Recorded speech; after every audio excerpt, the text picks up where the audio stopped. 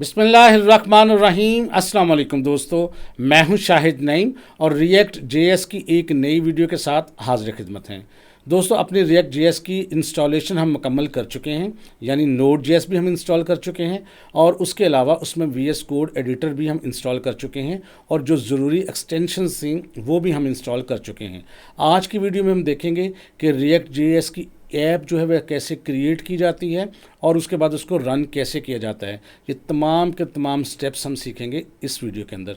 तो इससे पहले कि हम अपनी वीडियो का आगाज़ करें, तमाम वो दोस्त जो इस चैनल पे नए हैं उनसे गुजारिश है कि अगर अभी तक आपने हमारे चैनल को सब्सक्राइब नहीं किया तो चैनल को सब्सक्राइब कर लीजिए और उसके साथ नज़र आने वाले बेल के आइकन पर क्लिक करना मत भूलें। इससे ये होगा कि हमारा एक लॉन्ग टर्म रिलेशनशिप एस्टेब्लिश हो जाएगा। जब भी हम कोई नई वीडियो अपलोड करेंगे आपको उसका नोटिफिकेशन मिलेगा और आप उससे भरपूर फ़ायदा हासिल करेंगे। अब बगैर ताख़ीर के चलते हैं कंप्यूटर की स्क्रीन पर और आज हम रिएक्ट जेएस की ऐप क्रिएट करना और रन करना सीखते हैं।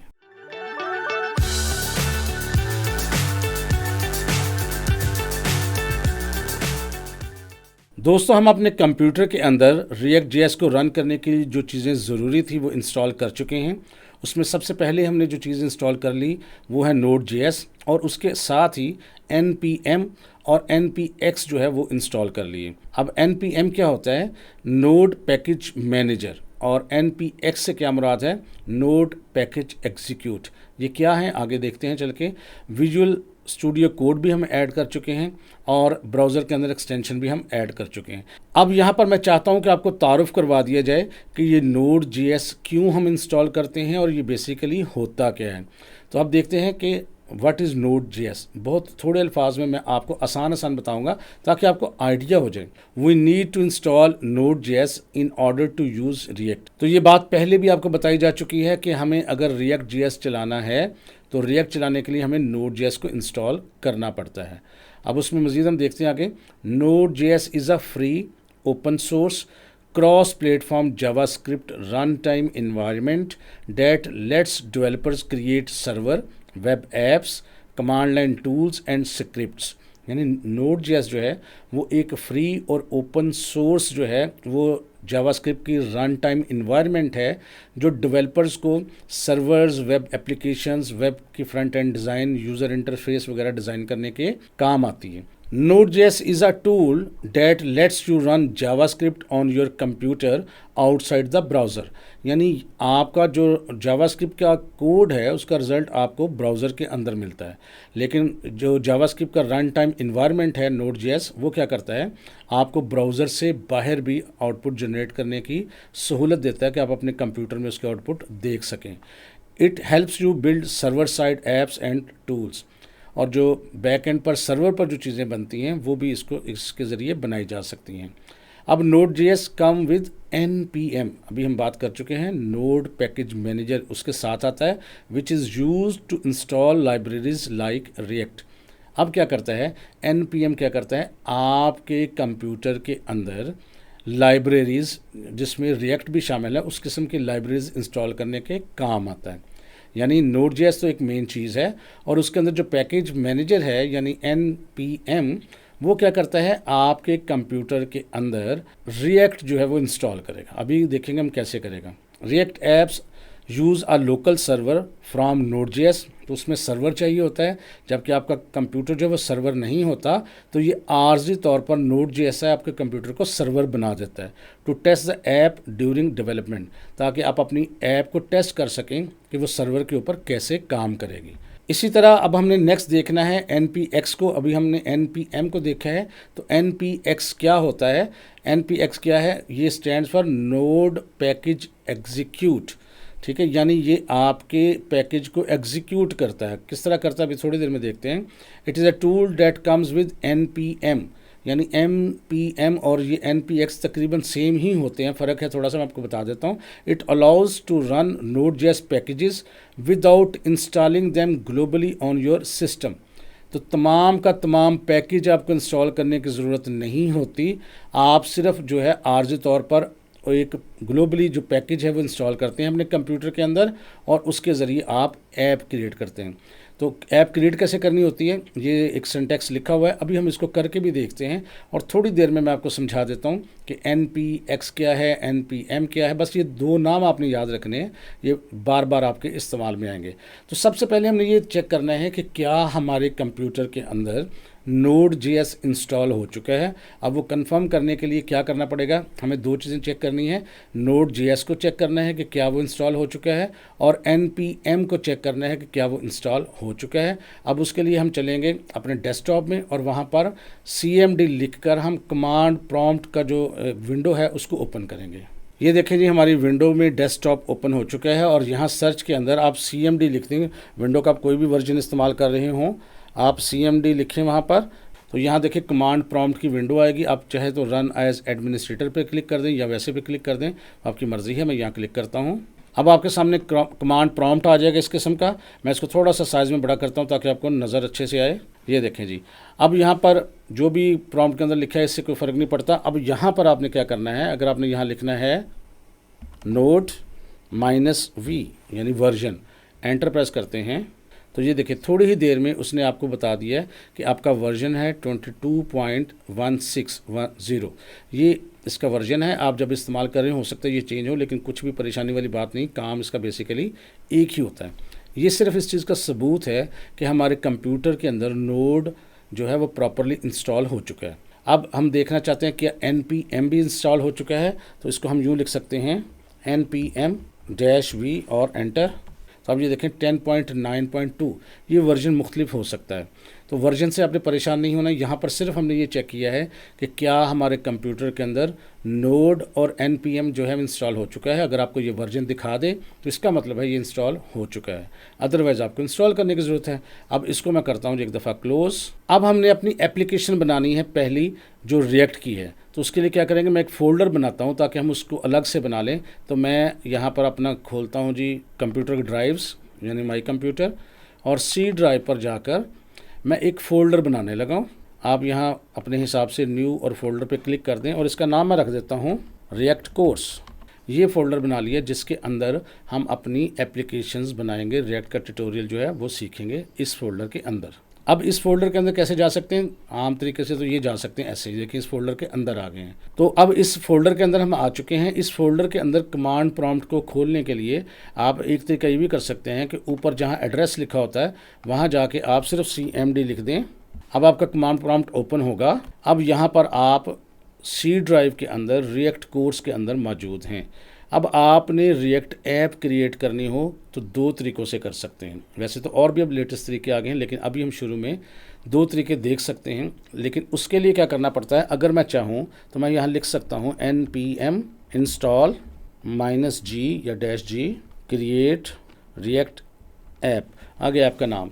ये तरीकाकार क्या है, ये क्या करेगा, ये पैकेज मैनेजर पूरा का पूरा पैकेज जो है वो उठा के हमारे कंप्यूटर में डाल देगा, इंस्टॉल कर देगा, और क्या होगा, बहुत ज़्यादा हैवी प्रोजेक्ट हो जाएगा। हम इस तरह इसको इंस्टॉल नहीं करेंगे। आप यूँ समझ लें कि अगर आपके घर में कोई फंक्शन है, कोई मेहमान आने हैं या कोई शादी की तकरीब है और उसमें कोई 100-200 मेहमान आने हैं, तो आप तमाम टेंट, तमाम कुर्सियाँ, तमाम टेबल बर्तन ख़रीद के घर में नहीं लेके आते, बल्कि क्या करते हैं कि आर्जी तौर पर उनको किराए पे ले आते हैं और जब ज़रूरत होती है इस्तेमाल करते हैं और उसके बाद वापस कर देते हैं। बिल्कुल यही कॉन्सेप्ट है कि अगर आपने वो सारी चीज़ें अपने पास लेके आनी हो, यानी पूरा का पूरा रिएक्ट अगर अपने कंप्यूटर के अंदर इंस्टॉल करना हो, तो फिर आप NPM इस्तेमाल करेंगे। लेकिन ये चूँकि बहुत हैवी हो जाता है, लिहाजा याद रखें इस तरह से हम नहीं बनाएंगे। हम क्या करेंगे, NPX से करेंगे।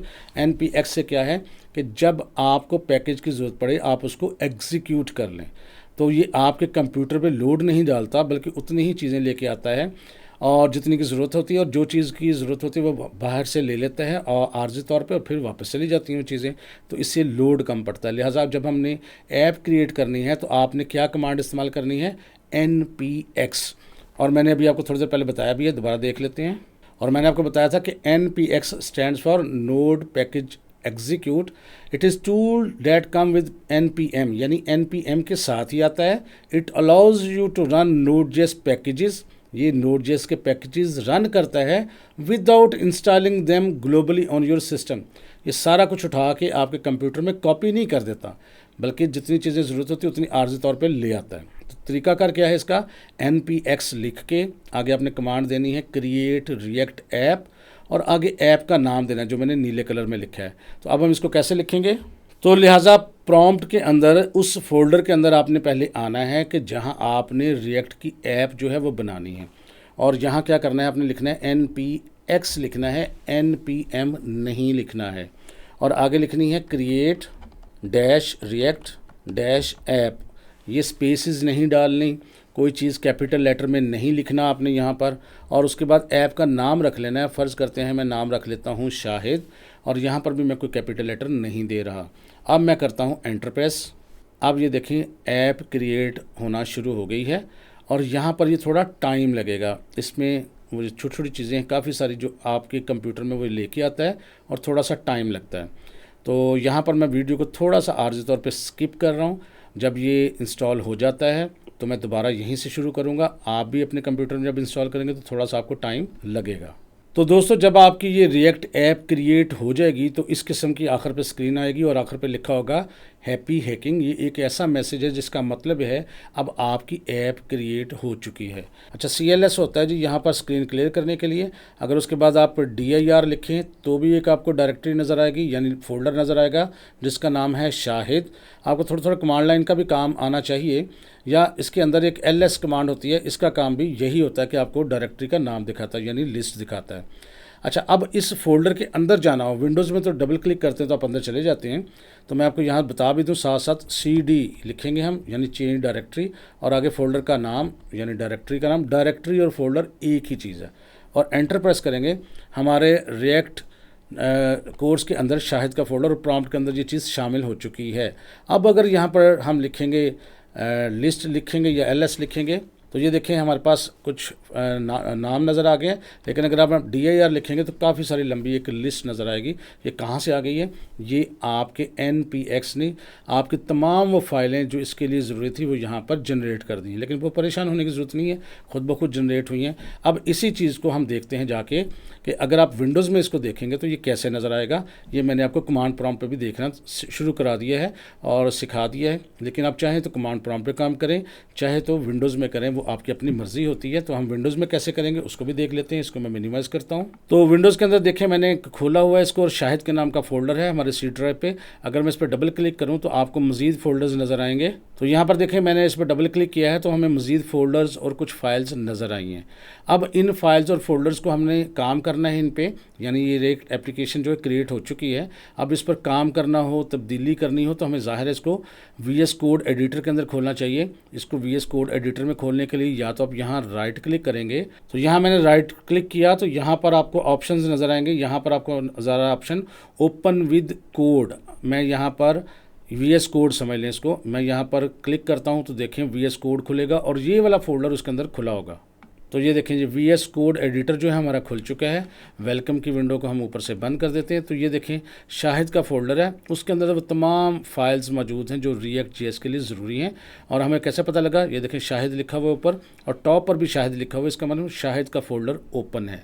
अच्छा, एक तरीका ये है, अगर आपका ये तरीका नहीं आता तो आप VS कोड एडिटर्स वैसे ही चला सकते हैं, और चलाने के बाद यहाँ पर फाइल और ओपन फोल्डर करके आप इस फोल्डर को ओपन कर सकते हैं, या आप कमांड प्रॉम्प्ट के ज़रिए भी कर सकते थे। मैं इसको एक दफ़ा बंद करता हूँ और दोबारा कमांड प्रॉम्प्ट के ज़रिए भी सिखा देता हूँ कि कैसे ओपन हो सकता है। और ये देखिए उस फोल्डर में मौजूद है। हम दोबारा से अब यहाँ पर मैं राइट क्लिक करके नहीं करूँगा, बल्कि ऊपर एड्रेस पर जाके यहाँ CMD लिख दूँगा। तो देखिए हम कमांड प्रॉम्प्ट में मौजूद हैं और C ड्राइव पर रिएक्ट कोड्स के अंदर शाहिद के फोल्डर के अंदर हैं। यहाँ आपको सिर्फ ये लिखना है कोड और डॉट डालना है स्पेस दे के, बस एंटर प्रेस कर दें। ये देखें खुद ब खुद आपका VS कोड एडिटर खुल गया। अगर वो तरीका आपको पसंद नहीं है या कोई भी तरीका पसंद है तो आप इस्तेमाल कर लें तीनों में से, यानी पहले VS कोड एडिटर चला लें, ओपन फोल्डर कर लें, या राइट क्लिक करके ओपन विद कोड कर लें, या प्रॉम्प्ट पे जाके कोड डॉट लिखें, तो आप अल्टीमेटली यहाँ पहुँचेंगे। अब इसका मतलब ये है कि आपका फोल्डर ओपन हो चुका है। आपकी जो यहाँ पर ये देखिए नोड मॉड्यूल्स के नाम से, पब्लिक के नाम से, SRC के नाम से यहाँ पर फोल्डर मौजूद हैं। अगर आप इन पर क्लिक करते हैं तो मज़ीद देखें फाइल्स हैं, पब्लिक पे क्लिक करते हैं तो मज़ीद फाइल्स हैं, नोड पे क्लिक करते हैं तो मज़ीद फाइल्स हैं। तो इससे आपने बिल्कुल भी परेशान नहीं होना। ये फ़ाइल्स बड़ी आसान हैं, इससे ये रेडीमेड बन गई हैं, इसका बिल्कुल आपको हर चीज़ बताएंगे। और इनके साथ काम करना बहुत ही आसान है। अच्छा, अब इस पैकेज को रन करना हो तो करते कैसे हैं बेसिकली।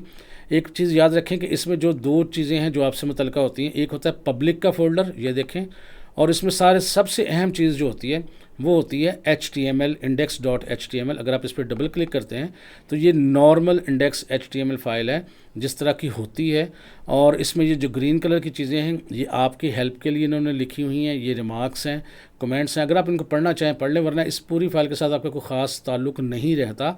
इसमें सिर्फ ये चीज़ आपको देखनी है कि यहाँ जो बॉडी का टैग लगा उसके अंदर आखिर पर एक डिव लिखी है जिसकी ID है रूट। तो रिएक्ट JS में काम करने का तरीकाकार ये होता है कि आप जावास्क्रिप्ट की मदद से ये जो रूट वाली डिव है जिसकी ID रूट है, इस डिव को आहिस्ता आहिस्ता पॉपुलेट करते हैं और स्क्रीन पर आपको रिजल्ट नज़र आता रहता है। वैसे ये खाली है लेकिन ये खुद ब खुद पॉपुलेट होगी। तो इसका सिर्फ इतने काम है, आपने इसमें से कुछ चीज़ ना ख़त्म करनी है ना लगानी है, ये खुद ब खुद क्रिएट हुई है, सिर्फ आपको पता होना चाहिए जनरल नॉलेज के लिए। इसके अलावा पब्लिक के साथ आपका कोई ख़ास काम नहीं होता, आपका सारा का सारा काम SRC सोर्स के नाम से है, तो इसके अंदर होता है। इसके अंदर तरीकाकार ये होता है कि एक फ़ाइल होती है जिसका नाम है index.js।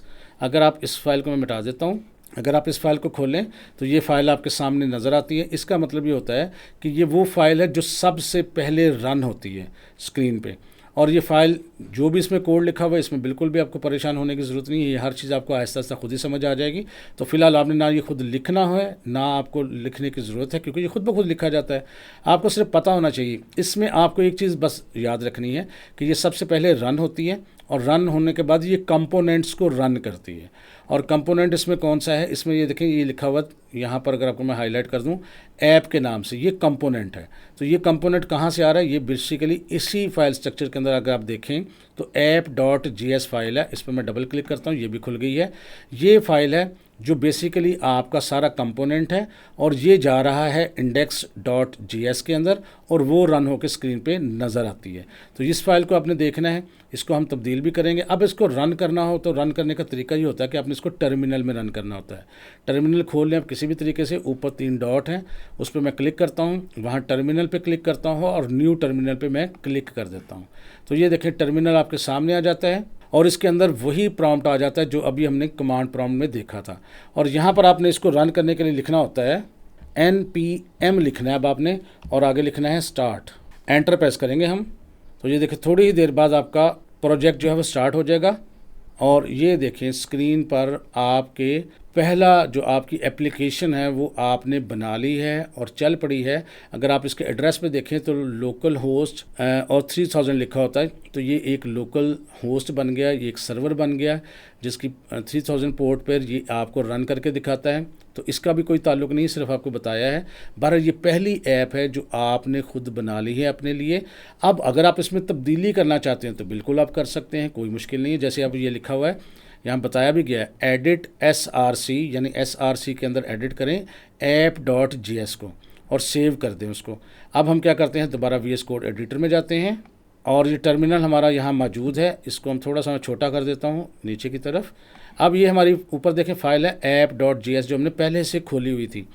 अब अगर हम इसके नीचे देखें तो यहाँ पर ये देखें लिखे एडिट SRC ऐप, आप चाहें तो इसको मिटा दें, चाहे तो इसके अंदर कुछ और लिख दें।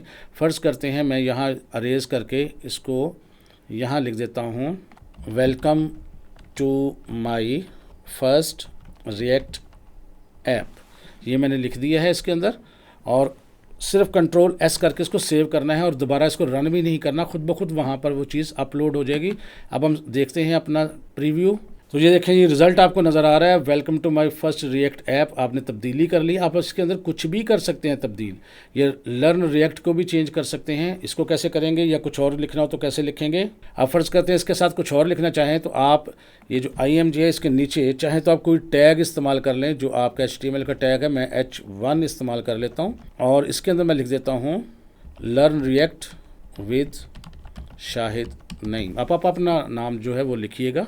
और इसी तरह नीचे की तरफ देखेंगे तो यहाँ लिखा है लर्न रिएक्ट लिखा हुआ है, तो यहाँ पर भी अगर आप चाहें तो लिख देते हैं विद, जो मर्ज़ी आप बहरहाल तब्दील कर दें, मैंने वैसे आपको करी। उसके बाद सेव करना है बस, और कुछ नहीं करना। प्रीव्यू देखते हैं तो ये देखें हर चीज़ जो है वो तब्दील हो चुकी है। Learn react with Shahid Naeem. उसके बाद जो नीचे लाइन थी वो भी चेंज हो गई, learn react with Shahid Naeem भी आ चुका है। तो आप इस तरह से कुछ भी तब्दील कर लें। ये छोटी सी हमने एक एप्लीकेशन बनाई है पहली, और ये अगर आप बना लेते हैं सक्सेसफुली तो आज के दिन की ये बड़ी कामयाबी है, क्योंकि ये एक छोटी सी ऐप ही आपको बहुत बड़ी ऐप की तरफ लेकर जाएगी। तो दोस्तों आज के लिए बस इतना ही। मैं उम्मीद करता हूँ ये छोटी सी वीडियो आपके लिए हेल्पफुल रही होगी। अगर आपको कहीं पर भी कोई एरर आए, कोई प्रॉब्लम आए, तो आपने एक काम करना है कि आपने इस वीडियो की डिस्क्रिप्शन के अंदर मेरे व्हाट्सएप के ग्रुप का एक लिंक है, उसके ज़रिए इस ग्रुप को ज्वाइन कर लेना है। और हमें आपने बताना है अगर कोई दरमियान में एरर आता है या कोई इशू आता है, क्योंकि बहुत सारे लोगों को पहली दफ़ा ये इश्यूज़ आते हैं। तो आपने परेशान नहीं होना, आप व्हाट्सएप का ग्रुप हमारा ज्वाइन कर लें, और जब भी कोई मसला हो तो आप हमें बताएं। हम इंशाल्लाह ताला पूरी कोशिश करेंगे कि आपको उसका सलूशन दें। तो अगर वीडियो अच्छी लगी है तो इसको लाइक कीजिए और शेयर कीजिए। इंशाल्लाह ताला दोबारा मुलाकात होगी कुछ नई चीज़ों के साथ। तब तक के लिए इजाज़त दीजिए। अल्लाह हाफिज़।